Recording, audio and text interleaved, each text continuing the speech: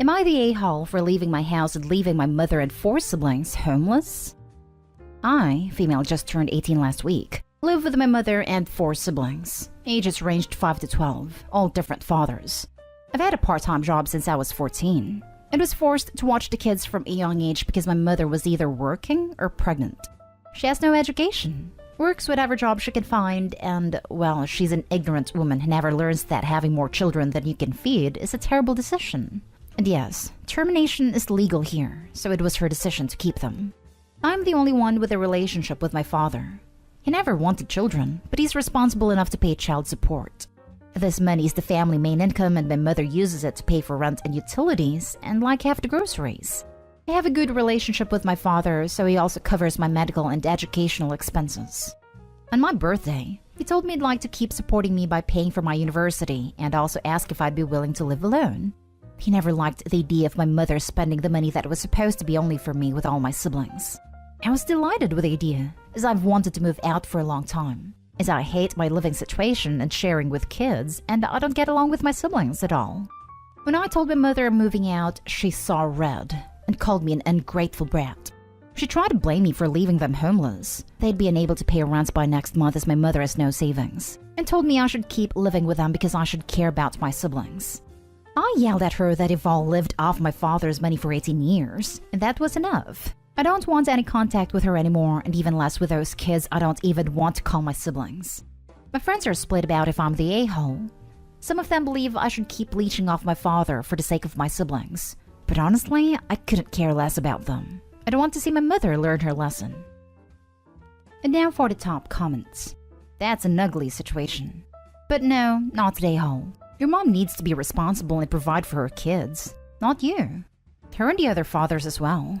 Why the heck isn't she collecting child support for the other kids as well? Not to mention Opie's father is no longer required to give money now that Opie's an adult, but was still willing to. But also disgusted with his money being spent on the others as well. So if Opie stayed, they might still lose that money, which means the mom is in the same boat unless she gets Opie to give her all the money she makes from here on out. Not stay home. You are nothing more than a meal ticket and a source of babysitting. I'm a parent, and parents like your mother both enrage and disgust me. Honey, live your life for you. Leave and never look back. I would also make sure that she doesn't get contact information.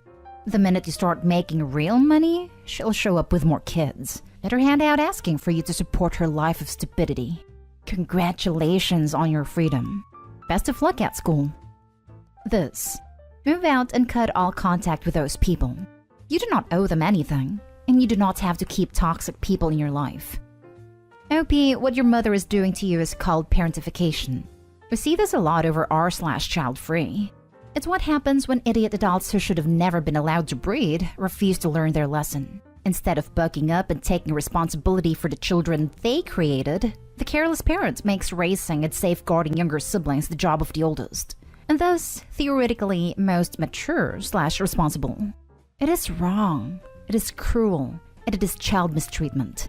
She freaked out because losing you would mean having to step up and be smart for a change. Without the designated pseudo-parent around, the real parent has no choice but to actually do their job.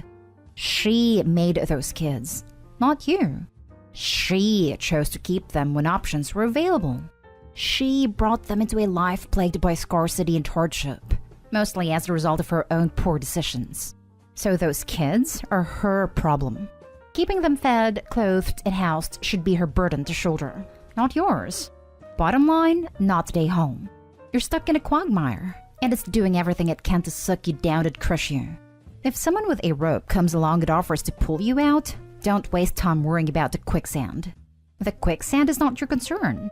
Say yes please, grab on with both hands, and don't look back. Next story. Am I the a-hole for telling my former stepmother that she has only herself to blame for me being my dad's favorite? I, 21 female, am technically an affair baby. More like a conceived through revenge baby. My dad, 56 male, married his high school sweetheart. My ex-stepmom, 56 female, because she was pregnant with a child that he thought was his, but was actually his former best friend's child. The second child was fathered by someone else.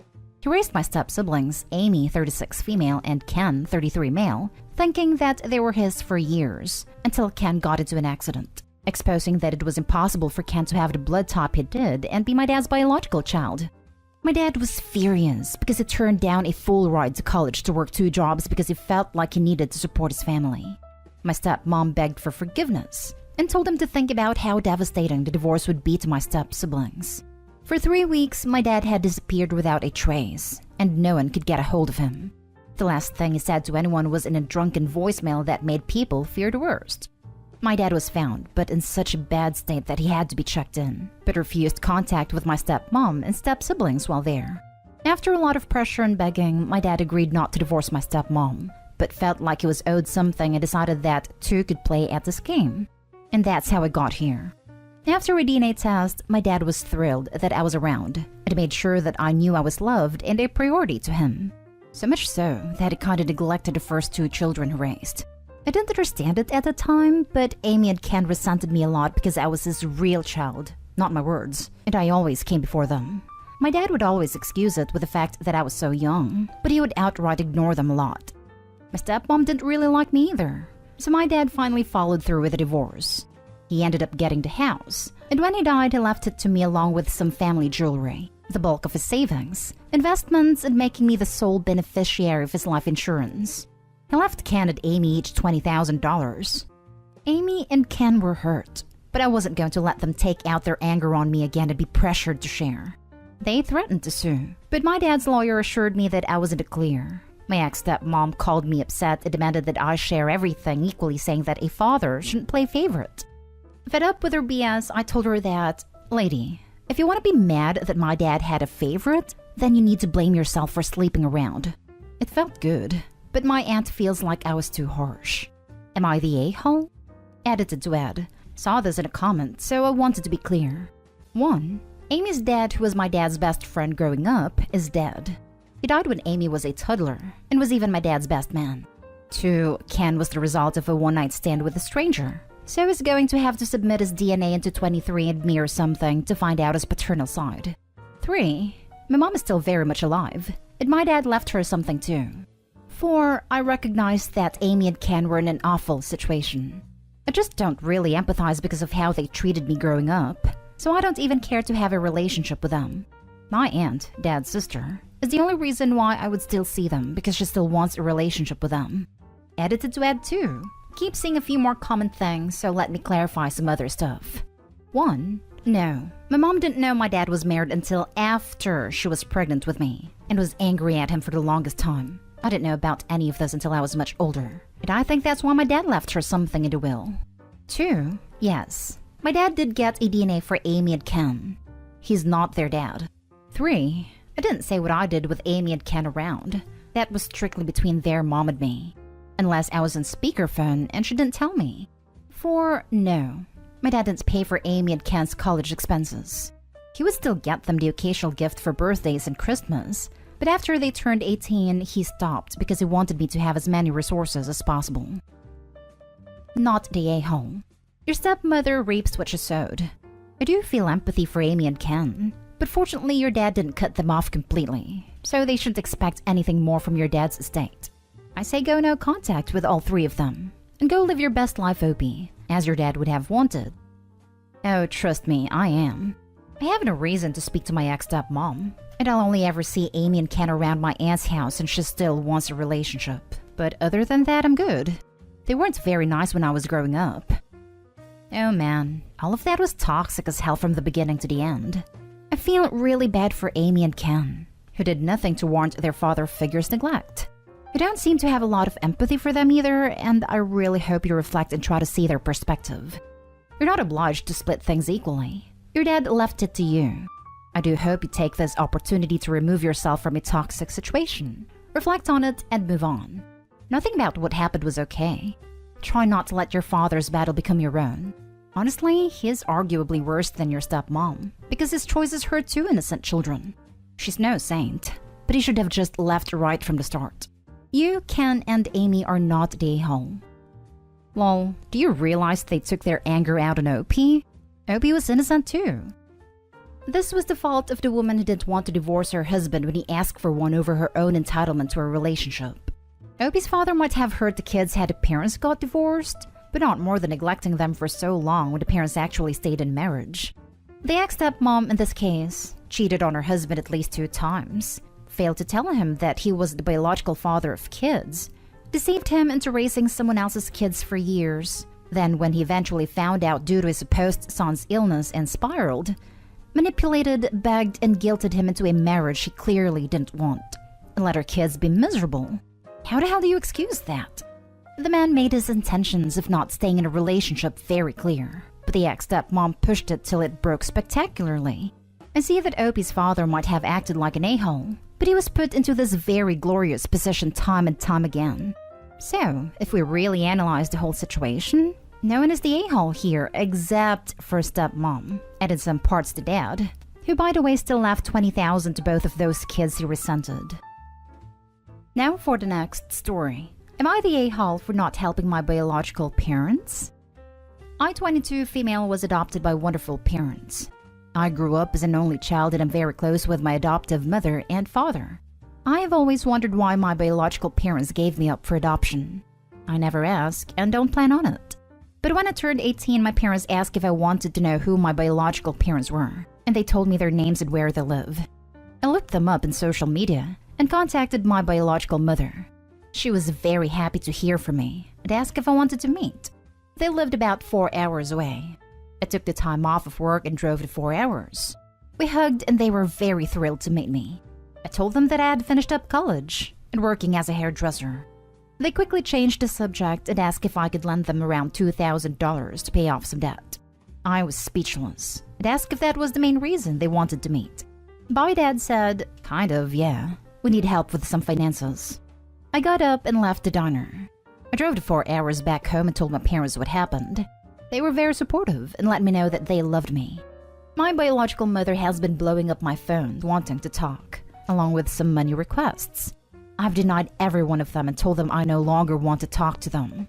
Then biological dad reached out and called me a horrible daughter for hurting my mother's feelings. I've not heard from them since the last message. Am I the a-hole for not helping my biological parents? Not the a-hole. You owe them nothing. Children should never be responsible for their parents' debt. They only wanted money, not to get to know you. The greatest thing they ever did for you is giving you up.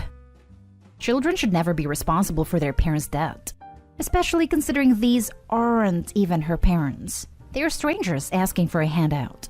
Definitely not the a-hole. Not the a-hole. Can you imagine growing up with them? You got lucky. And look at it from the even broader side. They immediately showed their true colors. They could have also first built a relationship and then tried to pull this off. They'd probably steal her paychecks if she got a job as a teen and be begging for money throughout her adult life. They only cared about her money, not her. Bullet dodged. Not the a-hole. Not the a-hole. They were horrible parents and you owe them nothing. Block their numbers and forget about them. I can guarantee if you've been homeless and penniless, they wouldn't have bothered with you. Oh, they would bother. They would ask her social security number and a couple of other questions. Last story is titled, Am I the a-hole for refusing to make my son apologize to my mother-in-law's goddaughter and undermining my husband's parenting? My mother-in-law's goddaughter, Amy, is not a nice person, but I'm the only one who seems to see it. So when I walked in on my 4-year-old son close to tears and being pressured by his dad to apologize to her for being rude, I immediately intervened. My son insisted Amy had said something mean to him, but she tried to make it look like my son misunderstood and was overreacting. From past experience, I knew she was lying. My husband kept insisting my son needed to apologize, but instead I told my son I believed him and that he didn't need to apologize. My son said, "But Daddy said I have to," and I replied to tell him that he still didn't have to. I asked him to go pick a book for bedtime, even though my husband kept protesting and insisting he couldn't leave until he said sorry. After we put our son to bed, my husband had a huge argument with me. I kept saying I was undermining his parenting and teaching our son that he could get away with not listening to his dad. He insisted our son was being rude, and that was unacceptable, and that I was blinded by my dislike of Amy. I replied by telling him that he was the blind one. He also blamed me for our son asking if his dad didn't love him anymore. Am I the a-hole? Edit. Amy's 32. She told my son his dad would send him and me far away soon because he was annoying. My husband wasn't there when this happened. He interrupted them earlier while they were working to ask his dad to play with him, and Amy was upset that my husband actually did. I believe him, because when we first got married, she would say similar things to me. My son yelled that she was a liar, which is what my husband thought was rude. I'm sorry, but what the hell is a 32-year-old grown woman doing picking on a 4-year-old and reducing him to tears? And why is your husband allowing this? I'm going to say not day-haul based on that alone. Like, Jesus, the kid is 4. If he says Amy's a liar and said something that he perceived to be mean, he's likely telling the truth. At that age, they don't usually make up malicious lies about adults. Exactly. He is a 4-year-old and didn't quite grasp that daddy was working. I don't agree with undermining the other parent, but I also don't think Opie was the a-hole. If I was her, I'd be asking her husband why he's okay with a 32-year-old being mean and disrespectful to a young kid and his wife. He is undermining both his wife and child but not standing up to the goddaughter for awful behavior towards them. I also just want to add quick that the husband thinks that his 4-year-old is bullying a 32-year-old woman? Not stay home. Sounds like Amy has a thing for your husband and doesn't like her time with him to be interrupted. Exactly. This is why she said similar things to Opie earlier in her relationship with her husband. I just hope there isn't an affair happening here. Amy is 32. Not stay home. It's important for a child to learn that an adult isn't always right and a child isn't always wrong. Also, Amy and your husband both sound like people who just want to watch your son do as they say. It's sad, but many people are that way.